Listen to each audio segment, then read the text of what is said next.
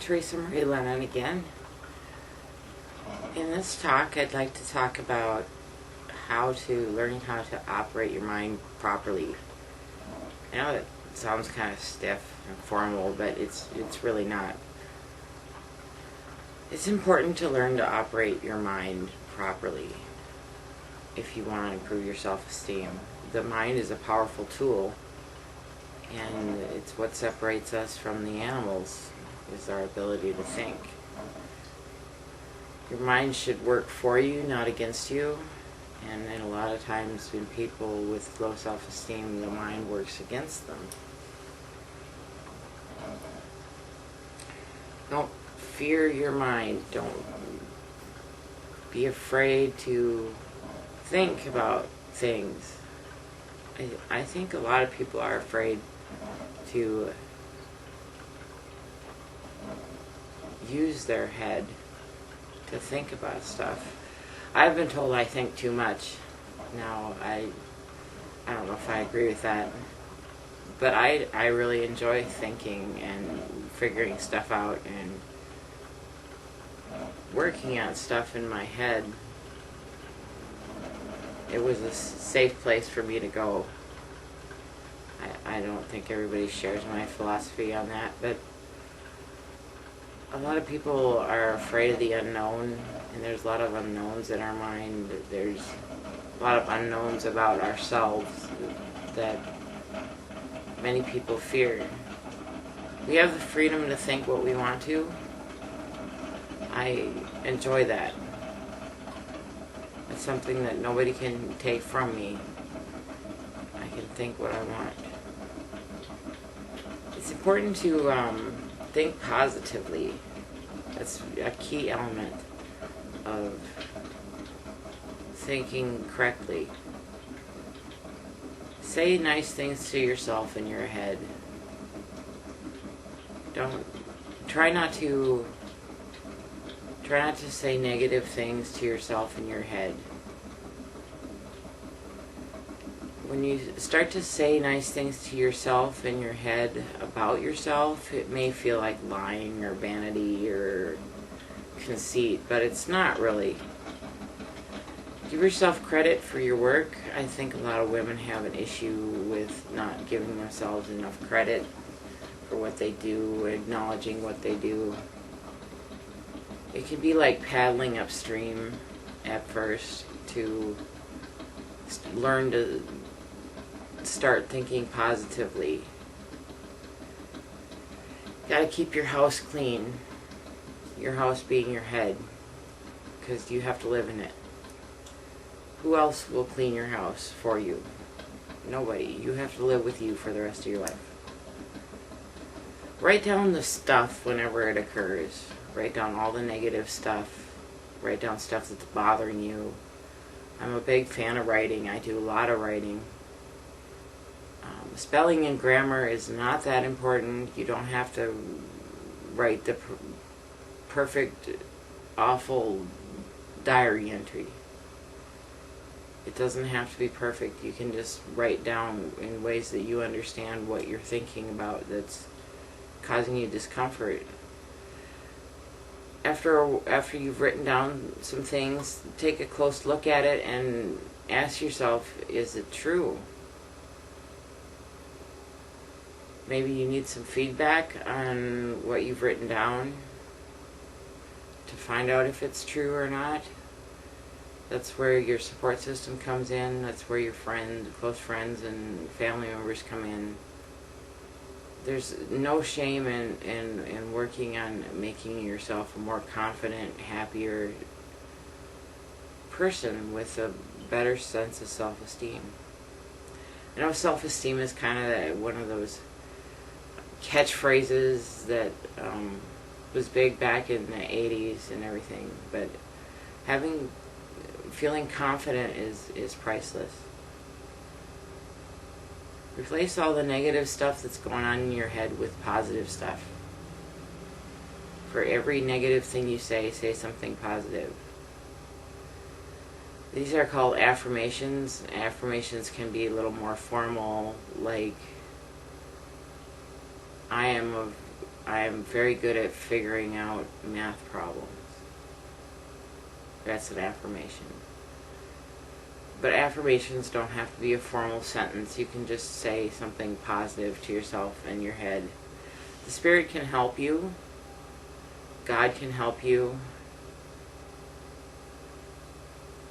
Try to see yourself through the Spirit's eyes. Appreciate all the people in your life that actually contribute something to your life. A lot of times when women in particular have low self-esteem, they have people that aren't so great in their life. You don't have to appreciate people like that. But appreciate the people that are in your life, and remember that you are a people too, so you gotta appreciate yourself. Where does all that negativity originate from? That's something you gotta ask yourself. Who are your detractors? For me, it was people from my past. It was abusive parents, parental figures, unsympathetic family members, things like that. Ask yourself, what was their agenda? Notice when you are comparing yourself to others, and be careful with your self-judgments. Judgment is something that you have to be careful with anyway. I have a lot of judgment going on in my head all the time, but I choose not to share that with people, and it's not usually aimed at myself, but sometimes it is. Discretion is the better part of valor, and I choose not to share my judgments with people because people don't like to be judged. And I don't like to be judged, and I believe in treating others the way that I want to be treated. Are there any patterns or repetitions in what you've written down? Who is making your choices?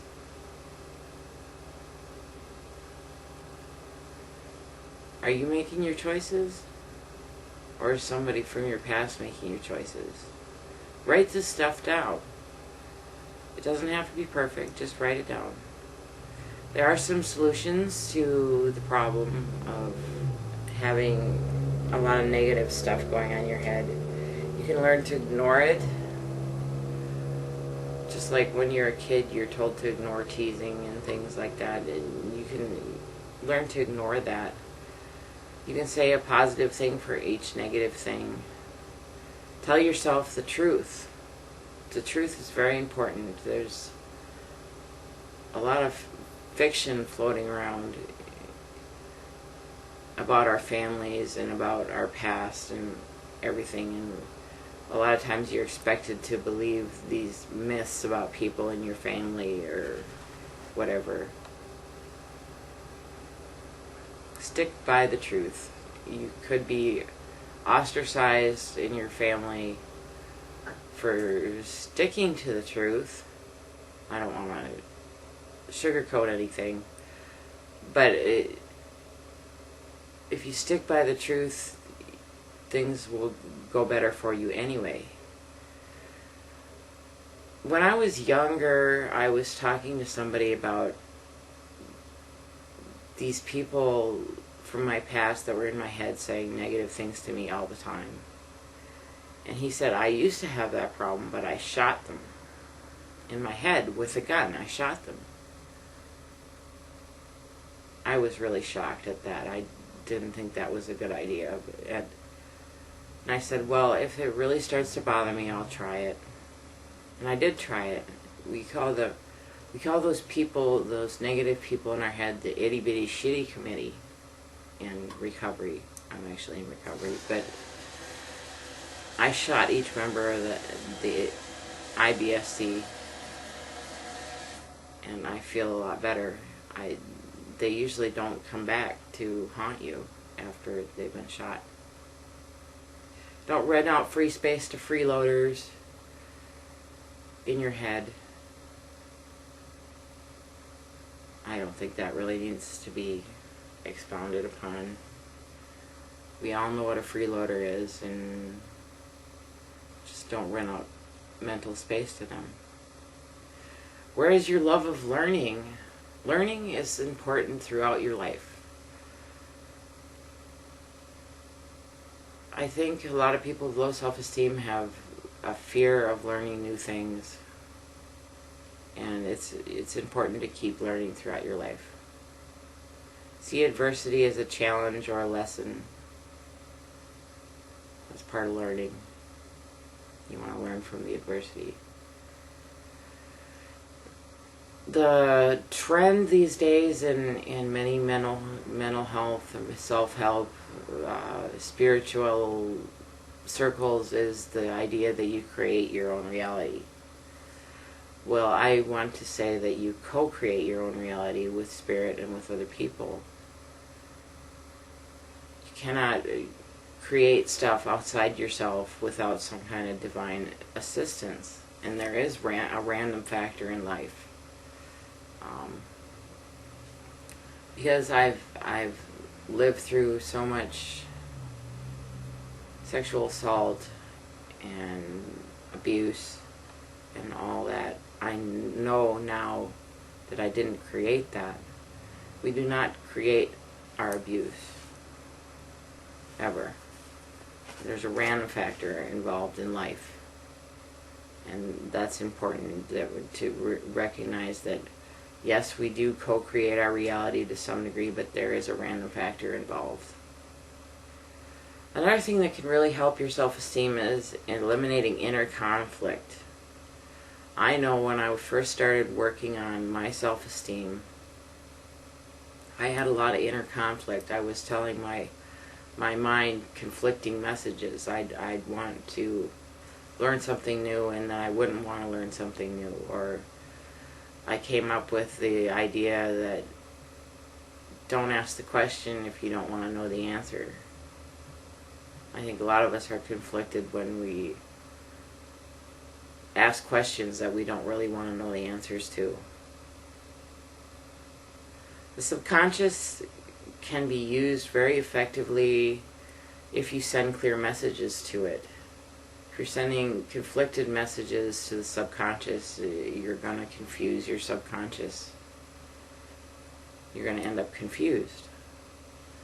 That's what inner conflict does for you. It creates confusion. But the subconscious is like a back burner. You can put problems in the subconscious. It's like when you go to sleep with a problem and wake up with a solution. It happens to me a lot, and I know that happens to other people. Another thing that can help your self-esteem is to figure out what your life's purpose is. I think this goes back to being a co-creation. It's partially what God created you for, and partially what you want to do with your life. What's your life's purpose? Another thing that can really help you cope with life is being objective. Subjective is screening things through your feelings. Being objective is screening things through your mind, not your heart. It's seeing the good and the bad. It's seeing what's really there. It's based on the truth. You don't want to throw out the baby with the bathwater. Another thing people with low self-esteem do, I think, a lot of the time is project onto other people. Projection is a psychological term that refers to people putting off stuff they will not acknowledge about themselves and others and seeing it all over the place. I've heard it said, you spot it, you got it. Now, I believe that you can actually learn to see other people more clearly if you actually get to know them and you know how to be objective. Don't project onto other people. If it's your stuff, if you keep seeing it in other people and it keeps happening to you, it's likely something that's in you that's bothering you. Don't do stuff that adds stuff to your guilt. Don't create guilt in yourself. Sometimes when we have low self-esteem, we feel guilty for stuff we haven't even done. But if you know you're going to feel guilty for doing it, don't do it.